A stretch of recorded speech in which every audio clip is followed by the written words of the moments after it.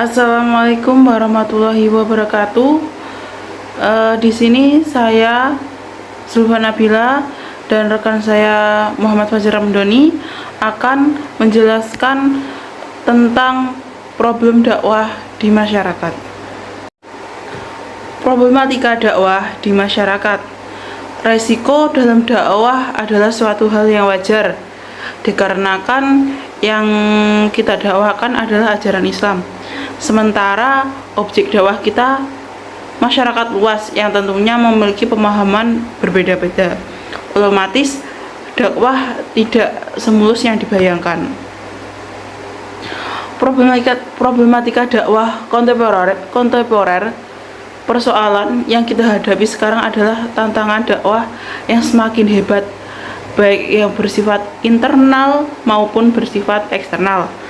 Tantangan itu muncul dalam berbagai bentuk kegiatan masyarakat modern, seperti perilaku dalam mendapatkan hiburan atau entertainment, kepariwisataan dan seni dalam arti luas yang semakin membuka peluang munculnya kerawanan moral dan etika. Nah, di dalam problematika dakwah kontemporer sendiri itu ada yang bersifat internal maupun eksternal. Yang kedua yaitu aktivitas dakwah dalam modernitas masyarakat. Modernisasi sendiri itu adalah sesuatu yang berkaitan dengan kehidupan masa kini. Ada plus minusnya tentang modernitas itu sendiri, yang berhubungan dengan iptek dan imtek pada diri atau kepribadian seseorang dalam menyaring suatu hal yang dihadapi seseorang. Ketika masyarakat perkotaan yang tak lagi pergi ke majelis taklim, namun kebutuhan mereka dalam era teknologi dan informasi sangat tergantung dalam pelayanan berbasis teknologi dan sikap hedonisme masyarakat, maka dakwah tak lagi bisa dilakukan hanya sekedar dengan ceramah dan tablik akbar di masjid-masjid. Namun dakwah harus dijalankan sesuai dengan kebutuhan masyarakat yang sejalan dengan logika masyarakat, industri atau masyarakat modern. Yang biasanya sekarang itu banyak kayak dakwah-dakwah yang memanfaatkan teknologi, seperti halnya melalui TikTok, YouTube maupun Instagram. Namun minusnya untuk pemanfaatan teknologi tersebut ada minusnya tentunya, yaitu biasanya orang hanya mengambil potongan-potongan dari video, jadi terkadang ada salah paham atau salah pemahaman tentang video tersebut. Yang ketiga yaitu fenomena dai dan isu-isu sosial masyarakatan. Yang pertama, adanya kesenjangan antara dai dan mat'u. Tidak adanya komunikasi yang sejajar antara keduanya, menjadikan masyarakat itu sungkan untuk mengadu tentang masalah yang dihadapinya. Sementara dai tidak tahu yang dibutuhkan masyarakat, dan dampaknya para dai menjadi pihak yang terlayani dan masyarakat menjadi pihak yang melayani itu. Dan yang kedua, krisis keteladanan. Sebelum mengajak, sebaiknya seorang dai lebih dulu melakukannya, dan sekarang ini kita mengalami krisis figur seseorang dai karena sebagian para dai tidak konsisten dengan apa yang diucapkan dan apa yang dilakukannya. Jadi jika kita untuk menjadi seorang dai itu, sebelum kita menceramahi seseorang, sebaiknya itu kita melakukan apa yang akan kita sampaikan gitu. Dan yang ketiga yaitu lemahnya strategi dakwah. Strategi dakwah yang dijalankan para dai terasa hampa dan mendatar. Hal ini nampak bahwa kegiatan dakwah dianggap hanya sebatas ceramah di mimbar atau tablik. Namun banyak yang bentuk-bentuk kegiatan dakwah yang memiliki varian-varian yang cocok digunakan, baik lewat media ataupun bisnis dan sosial budaya. Upaya-upaya dalam mengatasi problematika dakwah di masyarakat, yang salah satu cara untuk menangani yaitu menghindari konflik dakwah yang terjadi dalam tubuh umat Islam. Caranya gimana? Yang pertama yaitu memfokuskan aktivitas dakwah untuk mengentaskan kemiskinan umat. Dan yang kedua, menyiapkan elit strategis muslim untuk disuplai menjadi jalur kepemimpinan bangsa sesuai dengan bidang keahliannya masing-masing. Dan yang ketiga, membuat peta sosial umat sebagai informasi awal bagi pengembangan dakwah. Dan yang keempat yaitu mengintegritaskan wawasan etika, estetika, logika, dan budaya dalam berbagai perencanaan dakwah. Nah, yang kedua yaitu upaya melakukan strategi alternatif. Caranya yaitu yang pertama, sikap adoptif yang mengambil semua produk barat melalui filter dengan maksud mengejar ketinggalan. Dan yang kedua yaitu strategi selektif dengan cara menyeleksi acara-acara TV dan radio dan tontonan yang ditonton masyarakat.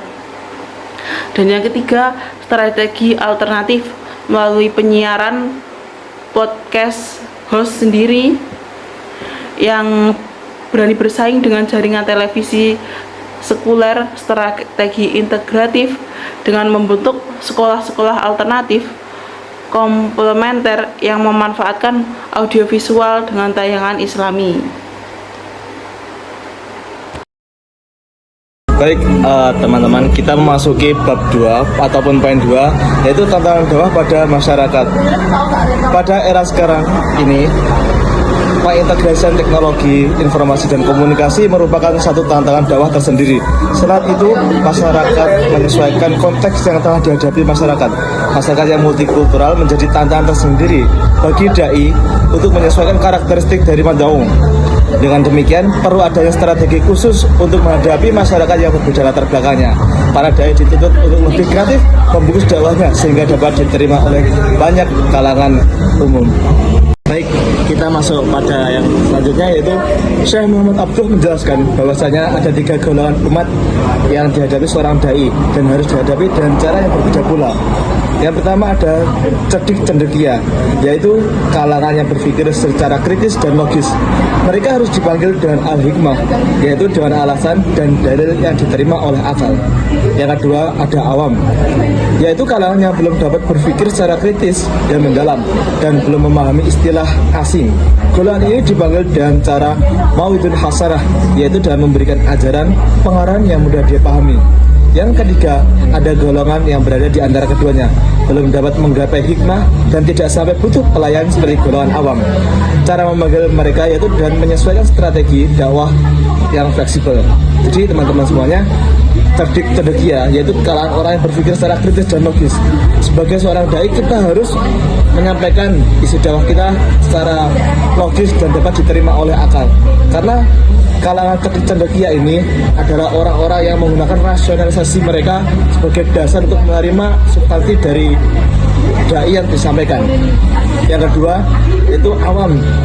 Mereka adalah orang-orang yang belum kritis untuk memahami suatu hal, dan tetapi mereka masih memiliki kesadaran untuk belajar dan dengan cara yaitu memberikan ajaran pengarahan yang mudah dipahami dan bahasa yang rendah ataupun bahasa yang sederhana yang dipakai oleh sehari-hari.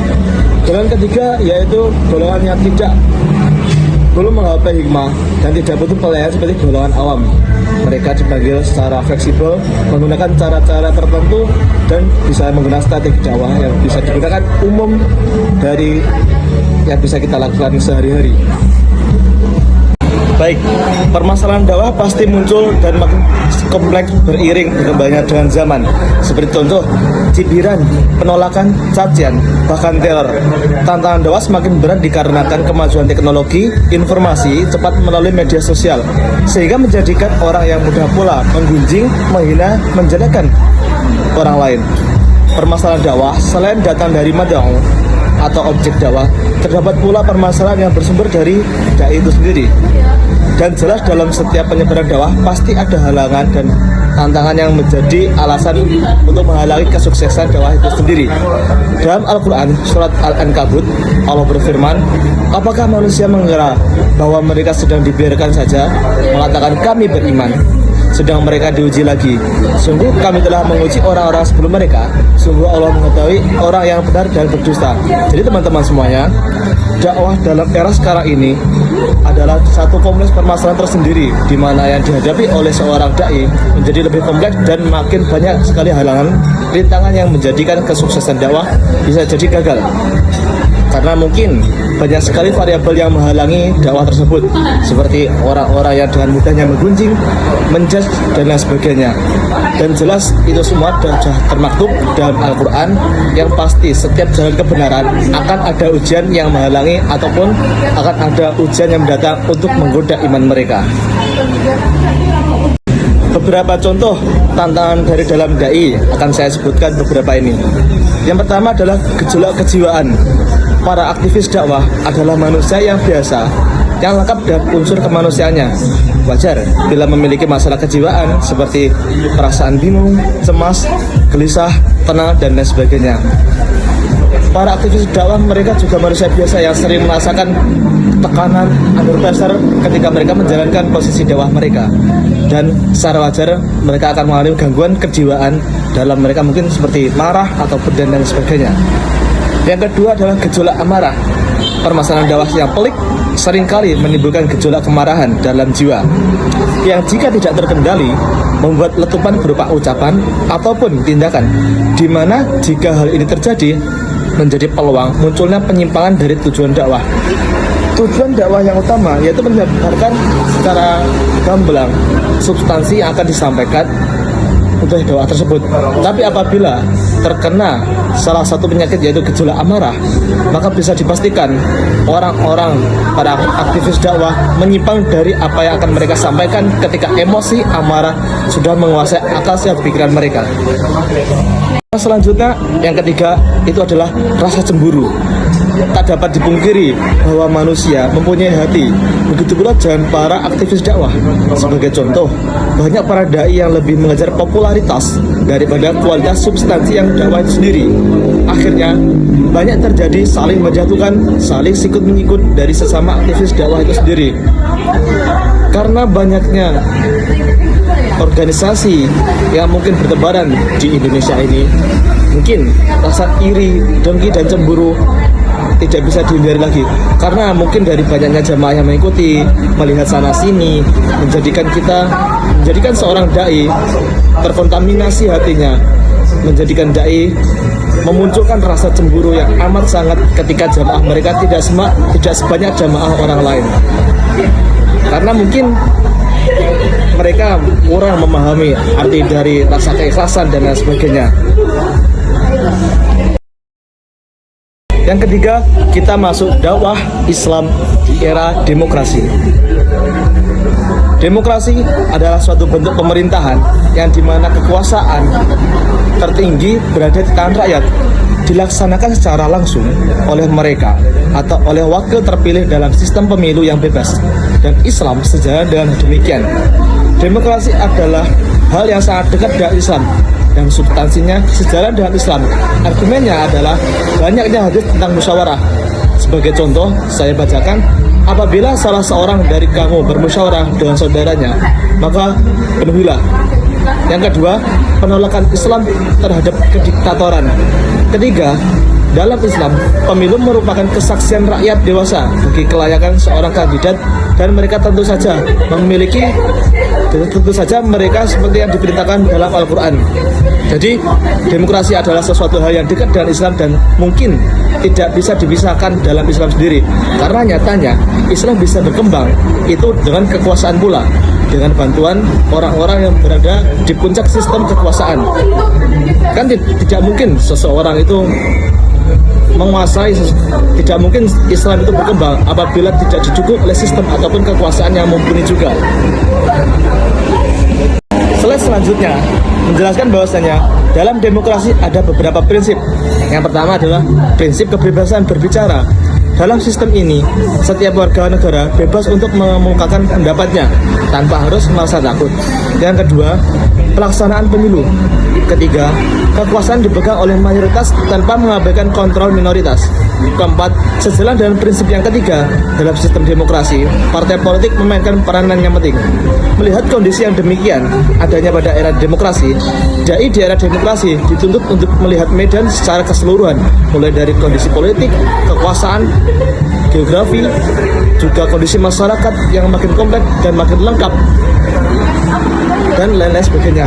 Ada kalanya seorang dai mempelajari ilmu pendukung dakwahnya, seperti ilmu politik, geografi, sosiologi, ilmu komunikasi, dan lain sebagainya.